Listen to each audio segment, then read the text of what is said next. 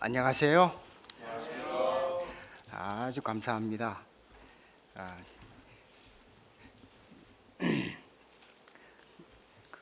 일요일 날 저희가 교회 나오는 분들은 매주 주일 날 일요일 날 와서 예배를 보지 않습니까?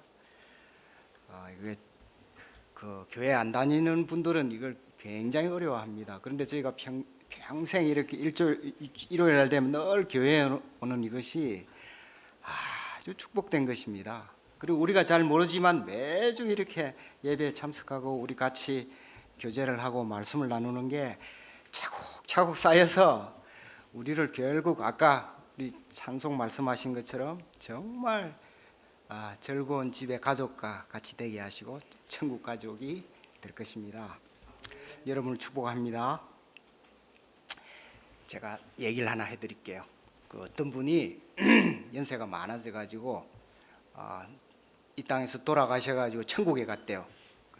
천국에 가니까 과연 성경 말씀에서 배운 대로 정말 아름답고 좋고, 그리고 가니까 자기 이름표가 딱 붙은 멋진 집이 있더랍니다. 그래서 감사하다고 천국에 갔습니다. 그 집에 문을 열고 들어가니까 방 안에 어떤 좀 깨재재한 분이 계시더래요. 그분이 뭐 이부자리도 이렇게 보고 뭘 수도도 틀었다 잠갔다 하고 체크를 해주시더래요. 그래서 천국에도 청소하시는 분들이 계신가 그런 생각을 했대요. 좀 남루해 보여서 또 그래서 궁금하던 차에, 그런데 이분이 나가시려고 그래서 잠깐만 불러서, 제가 사실은 천국에 왔는데 예수님이 너무나 보고 싶다고 제가 그래서 왔는데 어떻게 하면 제가 주님을 뵐 수 있겠습니까? 그분에게 물었대요. 그랬더니 그분이 아주 빙긋이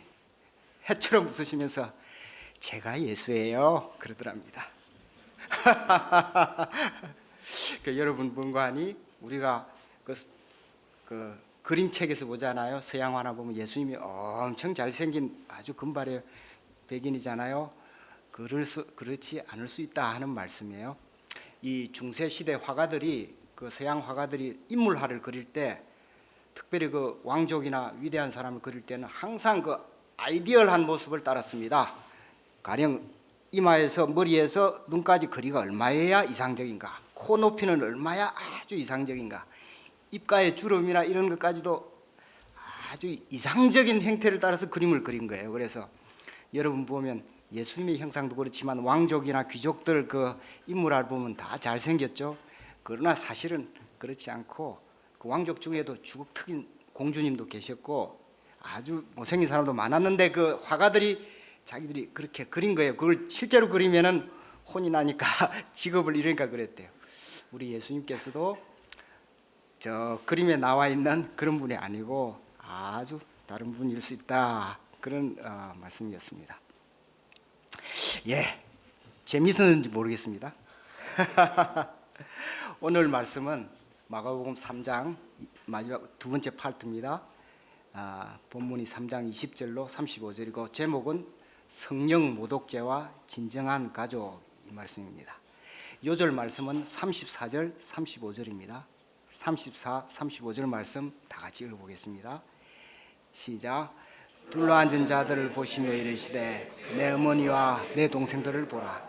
누구든지 하나님의 뜻대로 행하는 자가 내 형제요 자매요 어머니이니라. 하나님 아버지, 이 귀한 시간 저희들 나와서 하나님 앞에 저희의 마음을 드리고 또 몸을 다 들여서 예배하게 해 주셔서 감사하나이다. 하나님 아버지께서 이 자리에 우리와 함께 계신 줄 믿습니다. 저희의 마음을 받아주시고 진리의 말씀으로 깨우쳐 주시고 새롭게 하여 주시고 저희에게 한량없는 주님의 축복을 주시기를 간절히 기도하옵나이다. 예수님 이름으로 기도합니다. 아멘.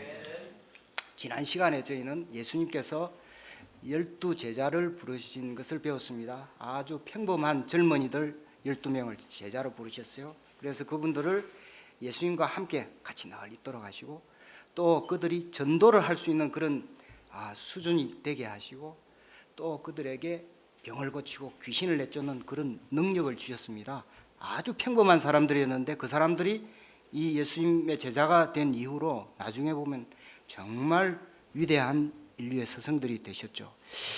이건 뭘 말하는 거 아니에요? 우리가 예수님 안에 꾸준히 거하면 우리가 앞으로 몇 년 후에 굉장한 사람이 된다 하는 것입니다. 상상 이상의 그런 인생을 살게 될 것입니다. 오늘 제가 우리 김기원 목자님, 현숙 사모님하고 김민성 민건 특송하는 거 보셨잖아요. 민건 형제가 작년에 비해서 키가 한 20cm 큰 것 같아요.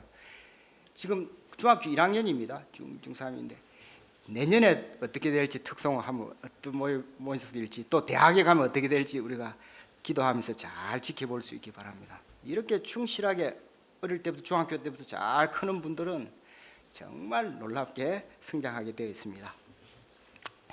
오늘 말씀은 주님께 이게 마가복음 말씀 중에서 약간 이렇게 챕터가 아주 달라지는 모습입니다. 주님께서 아주 놀라운 영적인 진리 두 가지를 우리에게 딱 말씀하세요.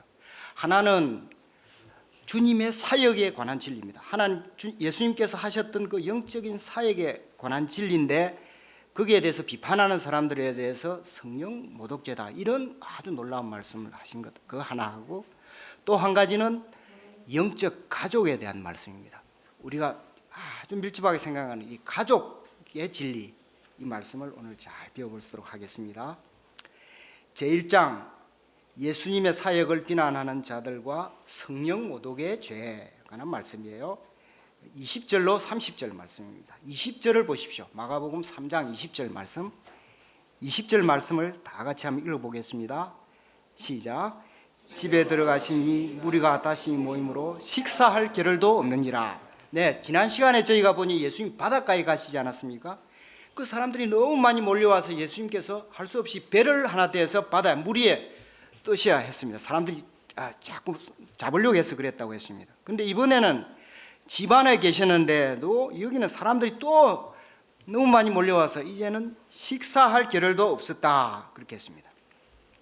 정말 예수님은 말 그대로 밥 먹을 시간도 없이 사람들을 섬기셨던 것입니다. 정말 예수님이 월급을 받는 것도 아니고 누가 무슨 재정적으로 지원을 해주는 것도 아닌데 이렇게 정말 밥도 못 드시면서 일을 섬기신 것입니다. 이건 정말 예수님께서는 우리 평범한 사람들로서는 상상할 수도 없는 그런 섬김을 일을 하시며 사셨던 것입니다. 그런데 더 놀라운 일이 그 다음에 기록되어 있습니다. 그것은 사람들의 반응이었습니다. 사람들이 예수님께 대해서 정말 아주 악질적인 악담을 했던 것입니다. 그 전국에 병들었던 사람들, 이 연약한 사람들은 예수님을 찾아갔지만은 그 사람들은 이렇게 소위 말하는 오피니언 리더들이 아니었습니다.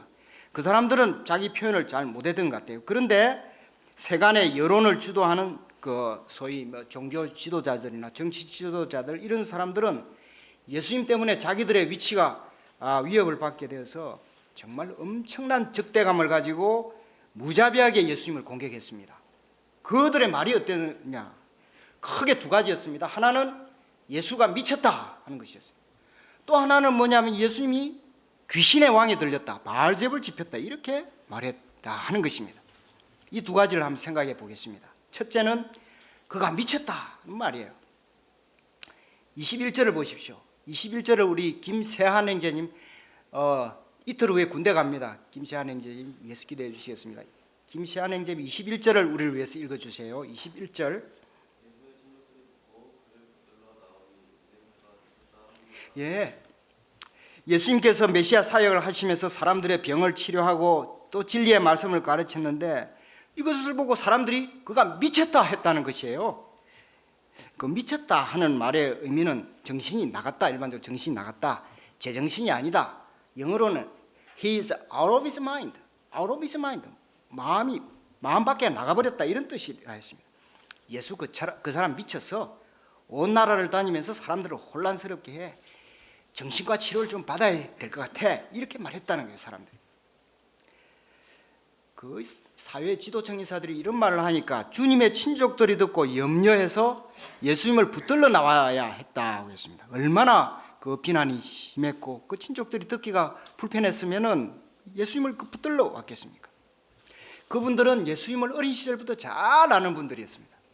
예수 그분은 절대로 그 뭐 어떤 일을 할 사람이 아니고 그 미칠 수 없는 사람인 걸, 또 어떤 나쁜 행동을 할 뿐이 아님을 너무나 잘 알고 있었어요. 그렇지만 사람들이 하도 그러니 보호하기 위해서도 예수님을 붙들려고 했던 것입니다.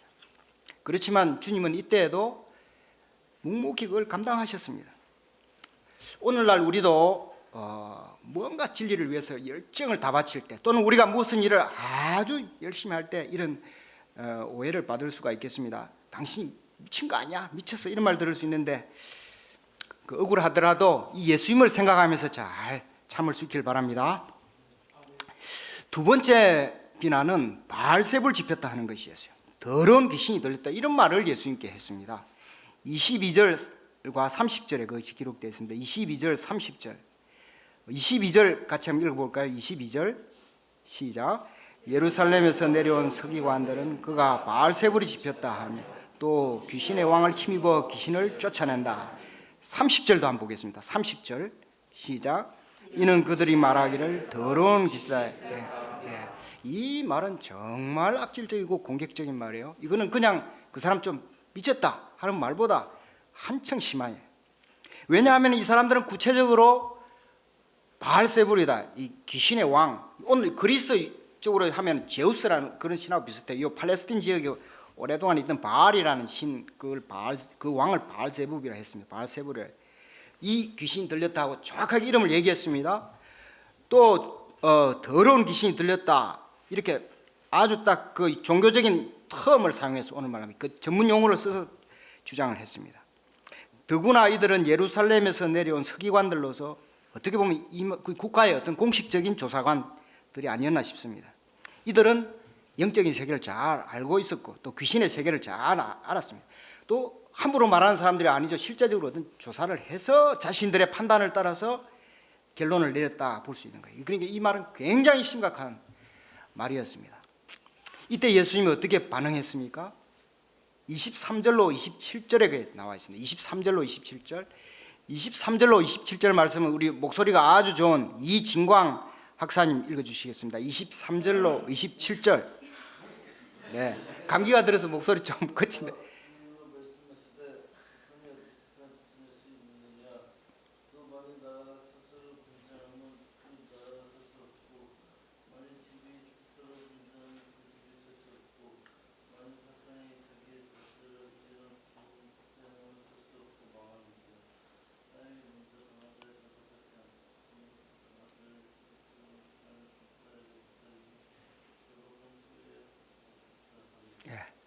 오늘 감기가 들어가지고 약간 목소리 아주 좋은데, 있습니다.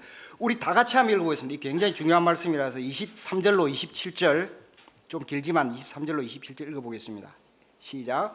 예수께서 그들을 불러다가 비유로 말씀하시되 사탄이 어찌 사탄을 쫓아낼 수 있느냐. 만일 나라가 스스로 분쟁하면 그 나라가 설 수 없고, 만일 집이 스스로 분쟁하면 그 집이 설 수 없고, 만일 사탄이 자기를 거슬러 일어나 분쟁하면 설 수 없고 망하느니라. 사람이 먼저 강한 자를 급박하지 않고는 그 강한 자의 집에 들어가 세간을 강탈하지 못하니 결박한 후에야 그 집을 가는. 예수님이 딱 두 가지로 지금 딱 말씀하신 거예요. 예수님 부에서 보면 예수께서 그들을 불러다가 말했다 했습니다. 예수님이 사람들을 이렇게 비판을 받을 때 그 사람을 이리 좀 오시오 이렇게 불러다 말한 경우가 없어요. 근데 여기는 너무 심각하기 때문에 예수님께서 그 서기관들을 좀 오시라고 불렀습니다. 그리고 이 설명했어요. 이게 딱 두 가지입니다. 하나는 만일에 내가 바알세불을 들었다면 사탄 나라가 설 수 없다는 논리, 그거 하나 하고, 귀신을 예수님이 쫓아내는 것은 예수님이 강력하셔서 귀신을 결박해서 하는 것이다 하는 그런 논리예요. 이것이 굉장히 중요한데, 첫째, 사탄이 사탄을 쫓아낼 수 없다 하는 논리입니다. 이건 이거 우주에 있는 질서의 원리입니다. 예수님께서 우리가 창세기를 보면은 창세기 하나님의 창조 원리에 질서의 원리가 있습니다. 질서가. 우리가 우주를 잘 보면 이런 원소들도, 조그만 원소도 원자 핵과 전자가 질서 있게 돌아가요. 이게 흩어지지 않습니다. 절대로. 이것이 또 질서 있게 뭉쳐서 분자가 돼요. 그리고 이 분자가 또 아주 정밀하게 질서 있게 뭉쳐서 이런 물질이 되고 생명체가 됩니다. 그리고 이 물질 세계도 아주 질서 있게 돌아가게 되어 있습니다. 은하를 봐도 은하의 속도, 돌아, 회전, 우리 태양계도 그렇지 않습니까? 지구도 자전 속도, 공정 속도 정말 1초도 틀리지 않게 이렇게 질서가 있어요. 이 피조 세계의 질서는 사탄도 마찬가지예요. 사탄의 세계도 피조물이잖아요. 예수님 말씀하시기를 만일에 사탄의 나라가 분열하면 사탄이 어떻게 존재하냐, 사탄이 어떻게 사탄을 쫓아내는 거예요. 만일에 사탄의 왕 바알세불이 예수님 안에 들어가서 예수님 보고 자기 졸개 사탄을 쫓아내라, 그러면 사탄 나라가 존재 안 한다는 거예요. 그 논리가 맞지 않는 거예요. 이 사람들이 사탄의 나라가 있다고 말한 그 자체가 어떤 질서가 있고 거기에는 유지되는 원리가 있다는 거예요. 그거를 깨는 거를 말하니까 이거는 예수님 그 논리를 말씀하신 거예요. 그러니까 사탄은 사탄을 쫓아낼 수 없는 거예요. 그거 틀렸다. 두 번째는 예수님께서 귀신을 쫓아냈다. 이거는 예수님 말씀하시기를 사람이 먼저 강한 자를 결박하지 않고는 강한 자의 집에 들어가서 세간을 넉타내는, 이 무슨 말인가 하니 예수님께서 귀신을 쫓아내고 병을 고치고 하는 것은 예수님께서 그 세력보다 강하게 있다 이거예요. 이것도 이 우주의 하나님의 질서입니다. 이 법칙이에요. 이 우주의 모든 원리는 강한 것이 약한 것을 지배하게 되어 있습니다. 예를 들어서 우리 우주에 큰 중력이라는 대물리학 법칙이 있잖아요. 이거는 우리 개개별의 그 원심력이나 구심력 이런 작은 동작을 딱 제압합니다. 큰 힘이 강한 힘을 제압하고 지배하는 것입니다. 예수님께서 사탄을 이렇게 쫓아낸 것은 그것이 나타난 것이라는 거예요. 영적으로 예수님은 굉장히 강하시고 귀신이 꼼짝을 못하는 거예요. 그러니까 예수님 말씀하시면 귀신이 고함을 지르고 부들부들 떨었죠. 그 원리를 설명하신 것입니다. 그래서 우리가 말하기를 예수님을 만왕의 왕이다, 만주의 주다 하는 말씀이 바로 그 말씀이에요. 이 우주에 있는 존재들에게 여러 가지 힘들이 있지만 예수님이 가장 강하시고 가장 강력하시기 때문에 이런 영적인 능력을 행한다 하시는 말씀으로 예수님 아주 설명하셨습니다. 그러므로 그들이 귀신의 왕이 들렸다 하거나 또는 귀신의 힘을 빌어서 쫓아낸다 하는 것은 이 논리가 맞지 않는 것이다, 그렇게 설명하신 거예요. 예수님은 그들에게 화를 내거나 감정적으로 하시지 않았어요. 굉장히 우리도 신앙생활을 할 때 전혀 감정적일 필요가 없고 우리의 구세주이신 예수님의 은혜와 능력을 굉장히 논리적으로 정확하게 알면 되는 것입니다. 그걸 설명하면 돼요. 주님은 그들에게 이 비난에 대해서 정중하게 설명하셨지만 그 죄에 대해서는 아주 엄중하게 지적하셨습니다. 28절로 29절을 보면 주님은 그들이 성령을 모독하는 큰 죄의 위험에 있다는 것을 깨우치셨어요. 그들은 유대 사회에서 최고 지도자급 지성인이었고 또 구약의 성경 말씀과 유대 역사에 충실한 연구자로서 영적인 양심이 있었을 텐데 그것을 버리고 의도적으로 또 의지적으로 공개적으로 하나님의 아들의 사역을 부인하고 대적하는 것이지, 그 죄가 얼마나 큰가 지적하신 것입니다.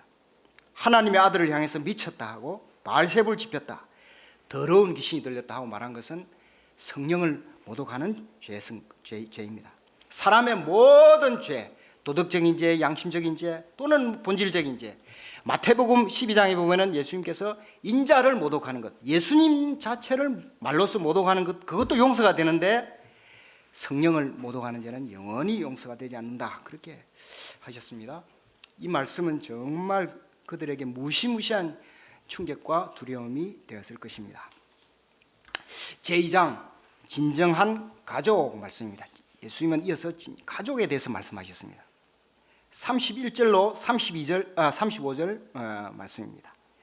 31절 32절을 보십시오. 31, 32절을 다 같이 읽겠습니다. 31절 32절 시작. 그때 예수의 어머니와 동생들이 와서 밖에 서서 사람을 보내어 예수를 부르니 무리가 예수를 둘러 앉았다가 여짜오되 보소서 당신의 어머니와 동생들과 누이들이 밖에서 찾나이다. 예수님께서 그 사람들에게서 미쳤다, 귀신 들렸다 이런 말을 들으시고 그 아주 심각하셔서 예수님께서 그 종교 지도자들에게 성령 모독죄까지 설명을 하시던 그 어간에 예수님의 모친과 그 어머니와 동생들이 주님을 찾아와 왔던 것 같습니다. 예수님은 부친께서 일찍 돌아가셨다고 그럽니다. 그래서 사실상 그 온 가족이 예수님께 왔습니다. 그 가족들은 주님을 얼마나 사랑했겠습니까? 우리 참 이 가족들이 이 형제를 찾아오는 건 정말 동서고금을 막론하고 정말 아름답고 감동적입니다. 아마 이 어머니하고 동생들 올 때 예수님 드실 밑반찬하고 뭐 찰떡이나 무슨 이런 거 하고 옷가지들하고 이불 같은 거 새로 빨아가지고 아마 준비해 오셨을 거예요. 아마 요즘 같으면 트럭 같은데 이렇게 싣고 올 텐데 용달차 그때 아마 달구지 같은데 끌고 왔을 것 같습니다. 이 가족 사랑이라는 게 얼마나 놀랍습니까? 예수님께서도 가족을 지극히 사랑하셨고 더구나 홀어머니의 장남이셨는데 이렇게 왔으니 얼마나 마음이 쏟아졌겠습니까? 이 가족들은 그 주위에 같이 있던 사람들도 정말 감동을 받아서 주님, 어머니와 동생들이 들어오셨습니다. 기다리십니다. 이렇게 아주 기쁜 소식을 전했습니다. 요즘 같으면 아마 이 중요한 순간에 아주 전국적으로 유명한 분이 가족들 상봉을 하는 순간이잖아요. 그러니까 아마 카메라 기자들이 딱 준비를 하고 또 이렇게 녹음 중계를 준비를 해서 방송 준비했을 것 같아요. 그런데 말이에요. 그때 예수님께서 정말 놀라운 말씀. 우리 인간들의 상식을 초월하고 상상을 초월하는 그런 말씀을 하셨어요. 33절 34절을 보겠습니다. 33절 34절을 우리 김기범 교수님 아드님이신 김성은 형제님, 컴퓨터학과 4학년 김성은 형제님 맞죠? 김성은 형제님 우리를 위해서 33절 34절 읽어주시겠습니다. 33, 34절.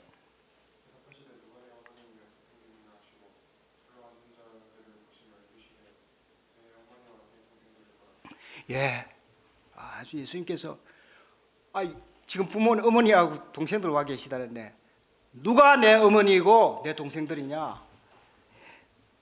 그리고 둘러앉은 사람들을 이렇게 보시면서 내 어머니와 내 동생들을 보라 이렇게 말씀하셨다는 거예요.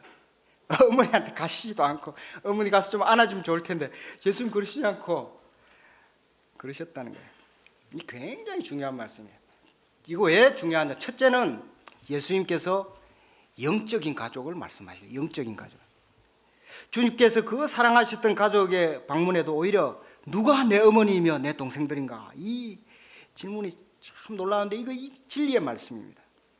여기서 우리가 이 가족에 대해서 한번 생각해 봐야 돼요. 가족의 진리, 가족이 뭔가 한번 생각해 봐야 돼요. 사람은 누구나 부모님으로부터 피와 살을 받고 태어납니다. 형제들은 똑같은 부모님으로부터 똑같은 유전자 풀에서 딱 나누어져서 형제가 됩니다. 아주 특별합니다. 이 지구의 모든 생명 중에 부모, 형제 이것은 정말 혈육을 나누고 유전자를 같이 공유한 가족입니다. 그래서 우리가 이 부모, 형제를 가족이라 부르고 아주 그 사회의 기본 단위로 보는 거예요. 이게 굉장히 특별하죠. 그런데 주님은 이 생명을 같이 나눈 모친과 동생들 앞에서 누가 내 어머니고 동생들이냐 이 질문하신 거예요. 이것은 분명하게 영적인 가족을 말씀하신 거예요. 왜 그랬을까요? 주님께서 왜 이런 말씀하시고? 그건 웬관이 영적인 가족이 있기 때문에 그런 거예요. 육체의 가족, 혈육의 가족이 있지만 영적인 가족이 분명히 있기 때문에 주님께서 그렇게 말씀하신 거예요. 왜 그렇게 영적인 가족이 있어야만 했을까요? 그것은 육적인 가족이 이게 조금 불안한 게 있는 거예요. 왜 영적인 가족이 돼야 그 가족이 완전해지는 것입니다. 우리가 역사를 책을 여러분 공부해 보십시오. 역사의 처음부터 끝까지 그 가족들의 이야기 비극이 얼마나 많은지 몰라요. 부부간에 불화하는 이야기, 부부간 또 부모 자식 간 자식들끼리 비극적인 이야기 항상 있습니다. 가족은 인류 사회의 가장 소중한 관계라고 우리가 적어놨으면서도 사실은 보면은 그렇게 비극적인 이야기 많아요. 실제로 보면은 천륜을 벌였다, 부모 형제가 원수가 되었다 이런 말이 얼마나 많습니까? 성경에도 보면은 창세기에 아담도 그 부부간의 갈등이 있었고 그 아들들이 가인과 아벨이 살인을 하지 않았습니까? 또 구약 성경에 보면 그 열왕기하 6장에 보십시오. 거기 보면은 어머니가 와서 말하기를 너무 기근이 들어서 먹을 게 없어서 아들을 삶아 먹었는데 부부간에 여자 부인끼리 둘이 가위바위보를 해서 오늘은 내 아들을 삶아 먹을 테니 다음엔 삶아 먹자 했는데 다른 사람이 지금 안 하려고 그런다고 왕에게 와서 이렇게 호소를 하는 그런 장면이 있어요. 그리고 아주 유대인들이 정말 위대하게 생각하는 다윗 왕도 말이에요. 그 큰아들 압살롬에 의해서 죽을 고생을 도망을 쳐서 아들이 아버지 죽이려고 했지 않습니까? 이 가족들이 완전하지 않은 거예요. 예수님께서 누가 내 어머니고 내 동생들이냐, 이 영적인 가족을 말씀하신 것은 이런 깊은 진리의 가운데 말씀하신 거예요. 생물학적이고 혈연적인 이 가족에 뭔가 문제가 있고 이 한계를 넘는 새로운 가족, 영적인 가족이 있다는 것입니다. 예수님 그거를 소개하신 거예요. 이것은 우리가 개인적으로 우리 개개인의 인간이 예수님께서 말씀하지 않았습니까? 거듭나야 하나님 나라의 행복을 누리잖아요. 우리가 우리 죄를 회개하고 거듭나야 된다고 하신 말씀처럼 우리의 가족도 마찬가지예요. 가족도 이게 좀 거듭나야 되는 거예요. 영적인 가족이 돼야 완전한 한 가족이 된다. 그런 것을 말씀하신다 볼 수 있겠습니다. 주님께서 그 자리에서 무리들을 둘러보시면서 내 어머니와 동생들을 보라 하심으로써 영적 가족의 모습이 실제로 어떤지 딱 시각적으로 보게 하셨습니다. 이 놀라운 말씀은 사람의 가정에서의 진정한 축복이 무엇인지 주께서 직접 이렇게 보여주시기를 원하셨던 것이에요. 두 번째, 그러면 영적 가족은 과연 누구인가? 무엇을 말하는가? 보겠습니다. 그것이 34절, 35절에 있습니다. 34, 35절 보겠습니다. 34절, 35절 다 같이 읽겠습니다. 시작. 이르시되 내 어머니와 내 동생들을 보라. 누구든지 하나님의 뜻대로 행하는 자가 내 형제요 자매요 어머니. 예, 이 말씀 정말 놀랍고 이 가족에 대해서 예수님 아주 딱 간단하게 지적하시고 보여주신 것입니다. 내 어머니와 내 동생들을 보라. 영적인 가족이 누구입니까? 여기 보면 주님께서 내 뜻대로 행하는 자라 그랬습니다. 내 뜻대로 행하는 자예요. 예수님의 가족이 뭐 얼굴이 잘생기거나 키가 몇 센치 이상, 뭐 공부를 잘하는 사람이다, 시험 몇 점 이상 이런 게 아니었습니다. 무슨 뭐 연예인이나 운동 스타거나 뭐 권력자 이런 조건이 아니었어요. 누구든지 하십니다. 누구든지 그가 아무리 부족하고 연약해도 아무리 궁핍하고 힘들지라도 하나님의 뜻대로 행하는 자가 예수님의 가족이다 했습니다. 이 영적 가족의 구성은 단 한 가지 조건이 하나님의 뜻대로 행한다 했습니다. 하나님의 뜻대로 행한다. 그게 굉장히 중요해요. 하나님의 뜻대로 행하는 게 그럼 뭐냐? 이게 중요하지 않습니까? 하나님의 뜻대로 행하면 예수님의 가족이 되는 거예요.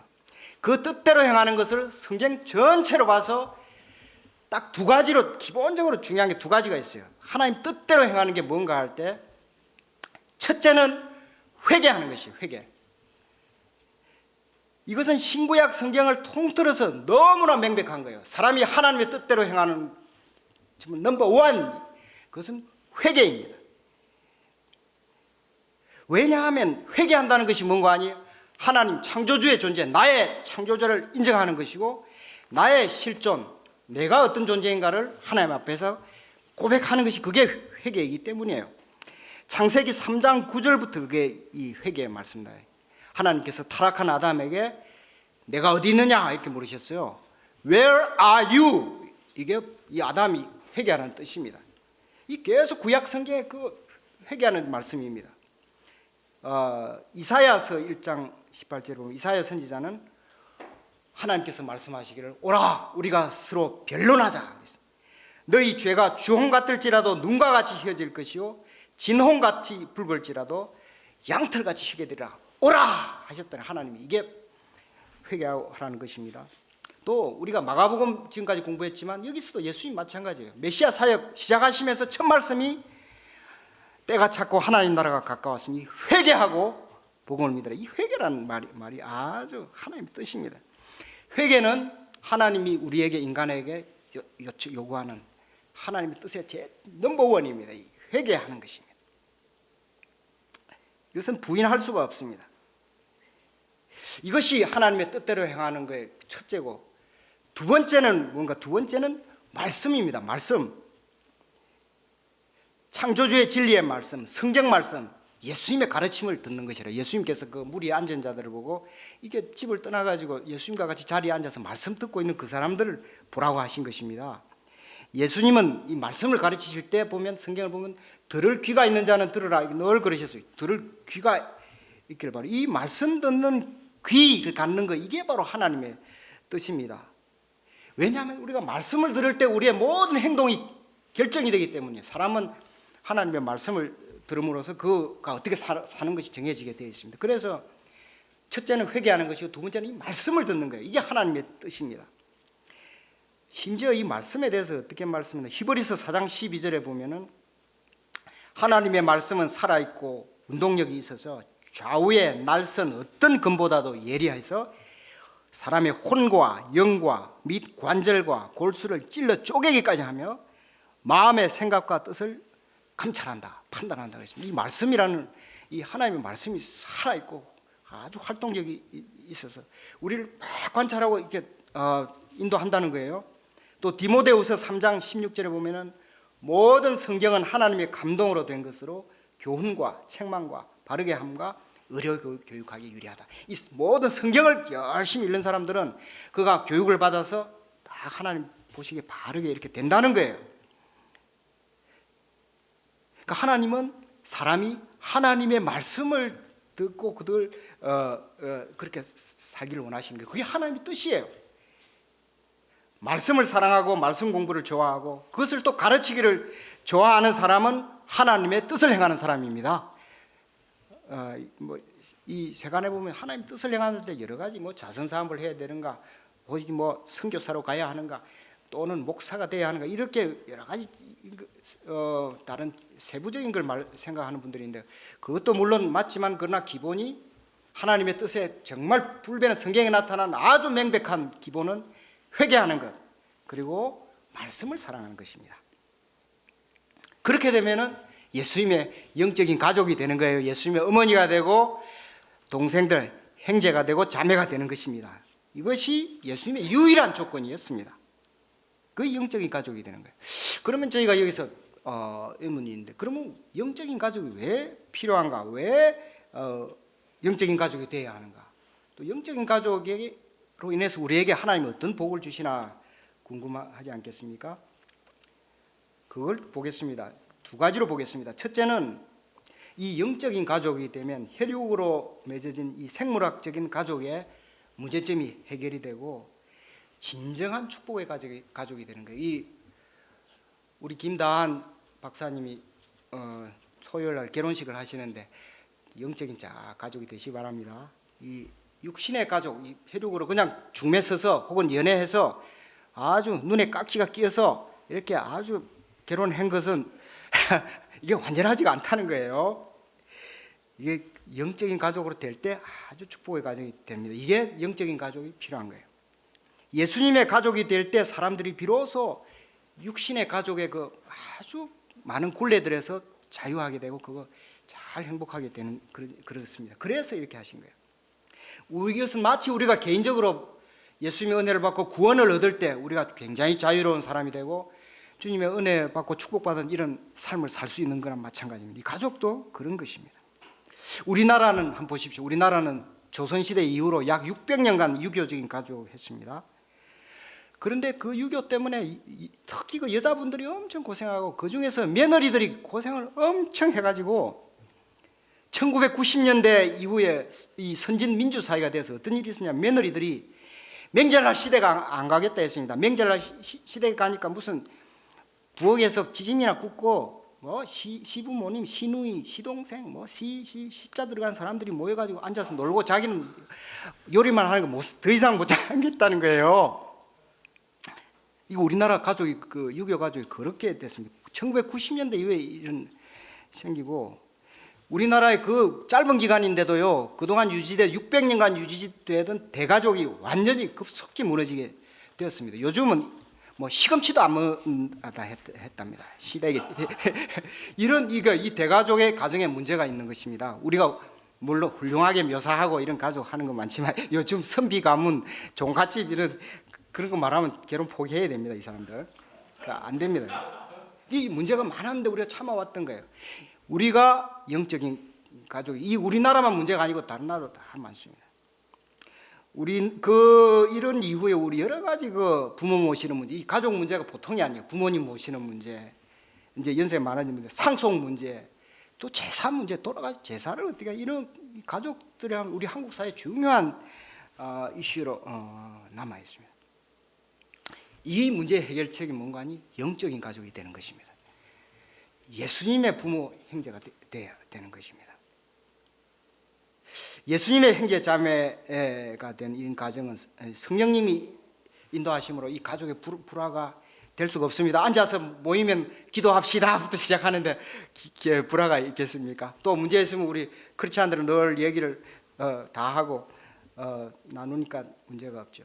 시부모나 며느리나 뭐 사돈이나 형제들이 서로 사랑하고 축복하고 또 아주 우리가 말씀 안에 있고 회개하고 말씀을 사랑하는 사람이기 때문에 이런 문제가 있으면 기도하고 해결하려고 하잖아요. 그게 한순간에 다 없어지는 건 아니지만 이 영적 가족이 필요한 거예요. 제가 우리 집을 봐도 그래요. 우리 집이 정말 이거 경남 고성 통영 거기 아주 참 전주위가 좀 꼴통이라 하나 그런 집안 있어요. 별로 사람들이 별로 친밀감도 없고 우애도 별로 없는데 좀 뭐랄까 재미없는 그런 가족이에요. 재미가 없었어요. 근데 그때 우리 집에 기독교인도 아무도 없었는데 우리 둘째 며느리 우리 마리아가 들어왔잖아요. 우리 집에 와가지고 가서 우리가 가면 이제 가족 모이면 제가 대표기도 하고 기도하고 말씀 하나 하고 시편 23편 여호와는 목자신이 우리가 부족함이 없다. 또 뭐 시냇가에 심은 나무 이런 말씀 한 번씩 하고 기도하고 그럼 부모님들 너무 좋아하시는 거예요. 전에는 그냥 밥만 먹고 며느리도 부엌 가서 이렇게 하고 이렇게 뭐 막걸리 드시고 끝난 건데 그래가지고 우리 집에 우리 부모님이 집사님이 되셔가지고 노년에 말이에요. 그리고 지금 제 동생들이 뭐 권사, 장로 이런 집안이 돼. 동네 사람들이 약간 부러워한다 그랬습니다. 이게 있을 수 없는 일인데 이게 제가 볼 때는 이게 영적인 가족이 됨으로써 그렇게 된 것입니다. 우리가 이 육체의 가족, 그냥 이 전통적인 가족, 이걸로는 해결되기 어려운 그런 문제들이 영적인 가족이 됨으로써 이게 참 해결될 수가 있습니다. 이거 많이 기도하시기 바랍니다. 우리 다한 박사님 기도하겠습니다. 좋은 목자 가정이 되시기 바랍니다. 그리고 이 영적인 가족은 두 번째로 굉장히 놀라운 게 있습니다. 예수님께서 내 어머니와 동생들을 보라고 하셨잖아요. 이 무슨 뜻인가 하니 이것은 가족이 우리 뭐 피를 나눈 이 부모, 형제, 삼촌, 사촌 이 정도가 아니고 인류 가족이 되는 것입니다. 전 세계 우리 한국뿐 아니라 전 세계 내 형제가 있는 것입니다. 내 부모가 살고 계세요. 우리는 이름도 얼굴도 모르는 외국의 형제 자매들을 가진 것입니다. 이 가족, 예수님 말씀하신 이 영적 가족은 보통 가족이 아니에요. 인류 공동체입니다. 제가 우리 가족이 옛날에 미국에 연수를 갔을 때 갔더니 제가 미국에 크리스찬 어떤 분이 저한테 물어보는 거예요. 처음에 만났는데 물어보는 게 Are you a real Christian? 당신 real 크리스찬이야? 이거 진짜 크리스찬이야? 그렇게 물어보고 제가 Yes, I am 그랬단 말이에요. 뭔가 아니 제가 거듭났고 나는 예수인데 그럼 이게 사람들이 어딜 가는지 세계 기독교 믿음이 정확하게 있는 분들은 자기가 크리스찬이라고 이렇게 소개를 할 때도 저 사람이 리얼 크리스찬인가 아닌가 이렇게 확인하기를 원하고 느끼는 게 있어요. 그러니까 선데이 크리스찬이냐 아니면 리얼 크리스찬이냐 이거를 물어서 제가 놀랐습니다. 이 미국이란 나라를 정말 크리스찬들이 있어요. 이번에 우리가 유럽 수양회를 하지 않습니까? 8월 1일로 4일간 체코 프라하에서 합니다. 우리가 그 역사를 위해서 기도할 때 정말 유럽의 형제 자매님들 참 감격이 되고 제가 프라하 가본 적이 없어요. 그런데 그분들이 지금 8월 1일 4일 외국에서 손님들 오면 실어 나르려고 셔틀버스를 막 준비하고 있어요. 그리고 그 호텔 같은데 숙소 정하는데 얼마나 힘들겠습니까? 그걸 기도할 때 참 제가 진짜 부모 형제에게 느끼는 것 같이 그런 감사와 기도 간절함이 생기는 것 같아요. 또 우리가 잊지 말아야 될 게 북한에 있는 크리스찬들 있잖아요. 지금 많이 고생하고 죽었습니다. 정말 말로 행하 인류 역사에 정말 우리가 로마의 카타콤은 정말 비교할 수도 없다 그래요. 북한의 크리스찬들 이런 것들도 우리가 느낄 수가 있는 거예요. 우리가 영적인 가족이 되면 우리가 일본의 중국이나 이웃나라 크리스찬들 또 지금 전쟁하는 우크라이나, 러시아, 이스라엘, 팔레스틴 이런 형제자매 거기 크리스찬들이 있습니다. 우리 형제자매가 거기 있는 거예요. 어머니들이 거기 있습니다. 우리 어머니 아버지. 이 영적인 가족은 한계가 없습니다. 이 예수님이 이 말씀이 내 어머니와 동생들을 보라. 하나님 뜻대로 행하는 자가 내 부모 형제다 하는 말씀이 이런 의미가 있습니다. 우리가 이런 생각을 하고 기도를 할 때 이 지구가 마치 조그만 우리 가족 같고 마치 어미 닭이 병아리를 이 날개 밑에 품어 있는 것처럼 그런 마음을 우리가 느끼게 됩니다. 우리가 이 예수님의 영적 가족관을 가지면 우리 마음이 넓어져서 정말 지구 사람들이 내 품 안에 있는 것처럼 이렇게 느낄 수가 있죠. 이게 얼마나 큰 축복입니까? 그러므로 누구든지 하나님의 뜻대로 행하는 자가 내 형제요 자매요 어머니이니라 하신 주님의 말씀은 참으로 이 범인류적인 말씀이고 우리 크리스찬의 그 스케일을 엄청 키워주는 거예요. 예수 믿는 사람들이 우리 한국에도 보면 내 아들 어디 대학에 합격해 주세요 뭐 하는 그 너무 그런 기도한다고 해서 기도하는데 물론 그것도 기도해야겠지만 사실은 스케일을 정말 크게 해야 돼요. 아들이 합격하도록 기도하면 떨어지는 사람이 있을 거 아니에요. 그 사람 좀 그것도 기도해 줘야 될 거 아니에요. 왜 다른 사람 아들은 떨어지고 내 아들이 붙어야 되겠습니까? 근데 어쨌든 이게 잘 되도록 우리 크리스찬이라면 그런 고민이 되잖아요. 기도를. 이 참 스케일이 있어야 하는 것이죠. 우리 모두가 행복하고 모두가 하나님의 복을 받아야 해요. 그것이 이 영적 가족의 의미입니다. 이런 것은 정말 예수가 아니면 예수를 믿지 않는 사람은 상상도 할 수 없는 마음이에요. 이러한 영적 가족의 축복이 우리를 한 인간으로서 개인의 범주를 넘어서 성숙하게 하고 거룩하게 하고 영원한 주 예수의 사도가 되게 하는 것입니다. 이 믿음이 이런 가족 관계가 우리를 영원한 세계로 인도하는 것입니다. 그게 크리스티애니티, 이게 기독교입니다. 우리가 이 예수 믿는 사람들로서 이 영적 가족의 은혜를 누리고 또 이 영적 가족 역사를 위해서 날마다 기도해야겠습니다. 저는 직장에서 병원에서 환자분들 대할 때 이 영적 가족의 마음으로 기도를 해요. 그러면 이 아픈 분들 마음이 참 얼마나 사람 몸이 아프면 정말 얼마나 괴롭겠어요. 그 의사가 그걸 느끼는 게 정말 행복하고 참 좋습니다. 우리 또 사회, 우리 한국 사회에 여러 아픔이 많은데 우리가 이 영적 가족을 이루도록 이 아픔을 우리들이 감당하면서 기도해야겠습니다. 예수님께서는 사실은 이 영적인 가족관을 말씀하시는데 예수님은 이 영적 가족관을 통해서 육신의 가족을 더 사랑하게 하신 것입니다. 사람들이 영적인 가족이기 때문에 육신의 가족을 좀 소홀히 한다거나 부모님 안 모신다거나 그런 말이 아니에요. 더 사랑하게 하고 우리가 영적인 가족관, 영적인 사람이 됨으로써 더 온전한 가족 사랑을 할 수 있게 되는 것입니다. 그것이 진정한 행복입니다. 오늘 결론적으로 오늘 말씀을 통해서 우리는 예수님을 비난하는 것의 문제 살펴봤습니다. 예수님은 특히 성령 모독죄라는 아주 놀라운 말씀을 우리에게 가르치셨고요. 또 주님께서 영적 가족의 진리를 가르치셨습니다. 주님이 누가 내 어머니며 내 동생들이냐 이렇게 물으시고 우리에게 이 영적 가족을 소개하시고 하나님의 뜻대로 행하는 영적 가족을 알도록 해주셨습니다. 우리가 주님 안에서 다른 것도 할 게 많죠. 기독교 성경 전체적으로 봐서 하나님의 뜻대로 행하는 건 가장 기본적인 게 두 가지입니다. 회개하고 말씀이에요. 이걸 잘 해서 정말 주님의 영적인 좋은 가족이 되고 이 행복을 누리고 또 하나님의 역사를 요즘 4차 산업시대라고 하지 않습니까? 이 인터넷 시대, AI 시대에 이 고통 많은 우리 인류를 위해서 잘 적용하고 하나님의 축복을 전할 수 있기를 기도합니다. God bless you. 기도하겠습니다.